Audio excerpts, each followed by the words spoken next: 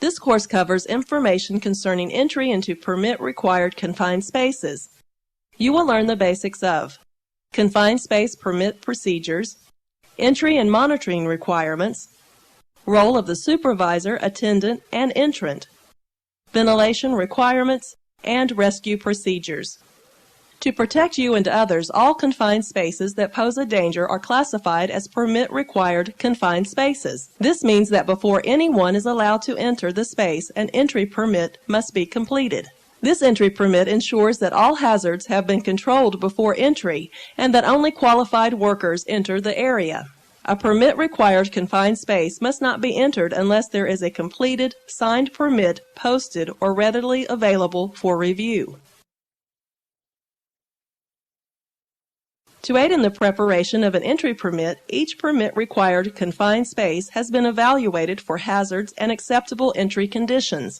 This assessment details the entry points and equipment needed, physical and atmospheric hazards, how hazards are controlled or eliminated, atmospheric monitoring requirement, specific entry procedures, ventilation requirements, equipment that requires lockout, tagout, rescue procedures, and all other safety requirements.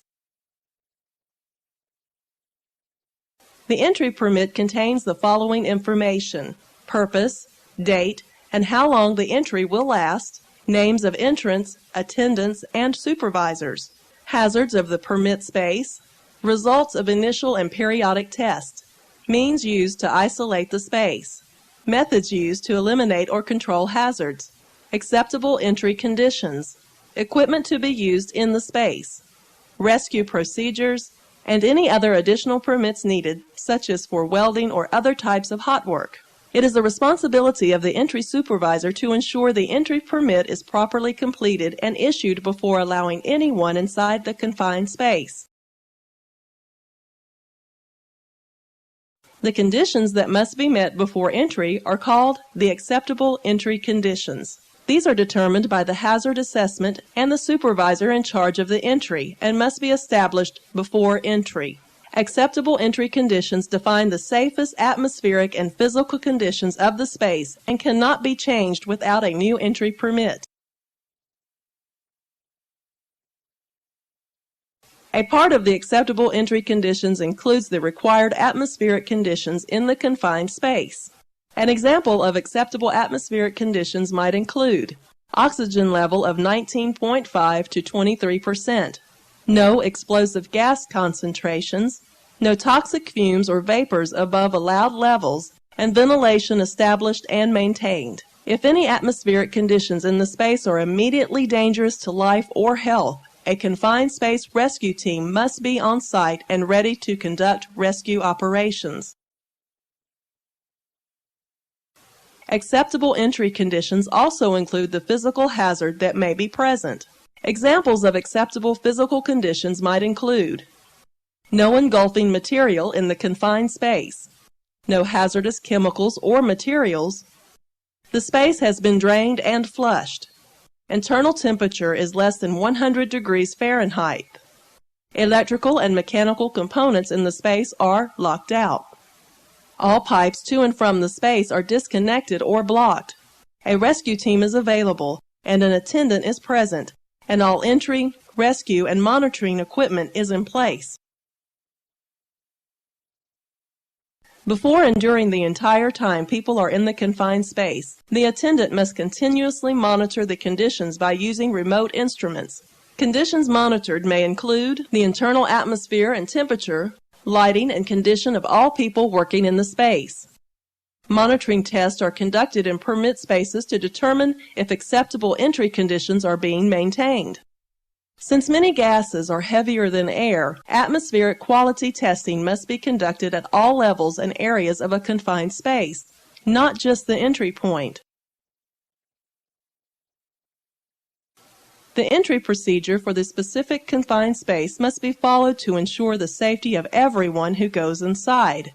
Entry steps include filling out an entry permit, conducting a pre-entry briefing, assembling and checking all equipment, establishment of acceptable entry conditions, initial air quality monitoring, stationing of entry attendant, continuous monitoring of internal atmosphere, establishing communication between the attendant, workers, and rescue team, posting of the confined space entry permit, entry into the confined space, and a post-entry debrief if any problems were encountered. There are 3 groups of people involved in entering permit-required confined spaces: the entry supervisor, the access attendant, and the workers who will enter the confined space. The entry supervisor is responsible for supervising all aspects of the entry, knowing the hazards of the specific space, verifying the entry permit, terminating the entry and canceling the permit when entry is complete, verifying that rescue services are available, checking for safe operations in the space, and ensuring that acceptable entry conditions are maintained. The access attendant must be stationed outside the entrance and is not allowed to enter under any circumstances. The attendant is responsible for knowing the hazards of the confined space, maintaining an accurate count of entrants in the permit space, remaining outside the space during entry operations, communicating with entrants as necessary, monitoring activities inside and outside the space, summoning rescue and other emergency services if needed, performing non-entry rescue, and keeping unauthorized persons out of the space. Entrants are the workers who go inside the confined space. Their responsibilities include knowing the specific hazards of the confined space, knowing how to properly use equipment required for safe entry, communicating with the attendant as necessary, alerting the attendant of any changes or new hazards, and exiting whenever conditions change or if ordered by attendant or supervisor. Ventilation is extremely important for establishing and maintaining safe working conditions inside some confined spaces. Basic elements of confined space ventilation include conducting initial atmospheric tests before using ventilation equipment, keeping all ignition sources away from potential combustible atmospheres, and monitoring and reporting all suspected leaks into or out of confined spaces. If powered air blowers are required, you should always ventilate the confined space before entry and during the entire time people are in the space. The blower intake should be raised 10 inches above ground to reduce the possibility of intake of carbon monoxide from vehicles. Be aware of where exhaust air will exit the space.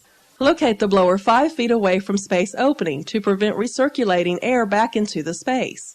Keep hose length and bends to a minimum. Airflow is reduced by adding lengths of hose and bends.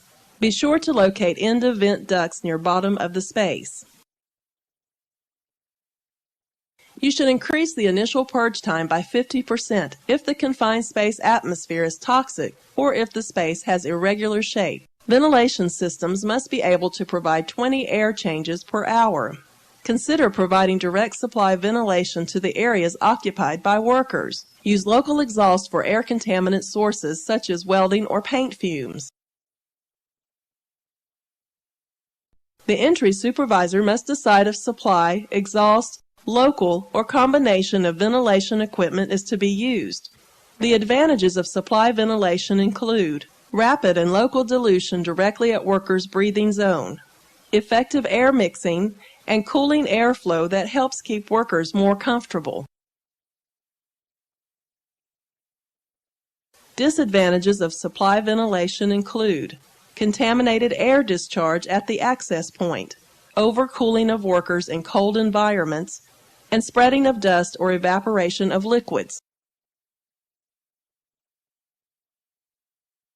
Exhaust ventilation advantages include non-dispersion of contaminants in the confined space, discharge of contaminants away from access, localized control of contaminants, and lower airflow velocities to reduce cooling of workers in cold spaces. Exhaust ventilation disadvantages include ineffective air mixing and dilution, drawing of contaminants into worker breathing zone, and possibility of high localized air contaminant concentrations. Before entry is allowed into any permit-required confined space, a means of rescue is necessary. There are 3 types of confined space rescue procedures: self-rescue, non-entry rescue, and entry rescue. If entry to a confined space is through a lower entry point than the work area, a means must be provided to rescue entrance through a higher opening. For self-rescue, entrants are provided means to quickly leave a space if entry conditions change or signs of overexposure are noted, or if ordered by the attendant or entry supervisor. Examples include use of ladders, scaffolds, or evacuation chutes. For non-entry rescue, the attendant is provided a means of removing entrance from the confined space without the need for entering. Winches, lanyards, and cables are generally the equipment used for non-entry rescues.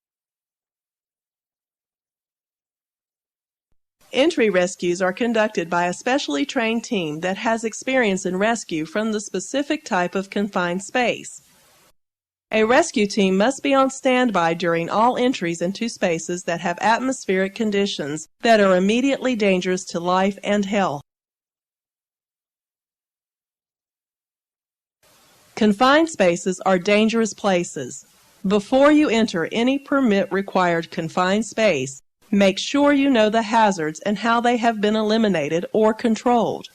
Anyone who goes inside a confined space must be authorized and trained in entry and rescue procedures. You must also know how to use entry and rescue equipment. If you ever have any doubt about your safety or the safety of others inside a confined space, leave the area immediately and report the hazards to the entry supervisor and attendant at the access.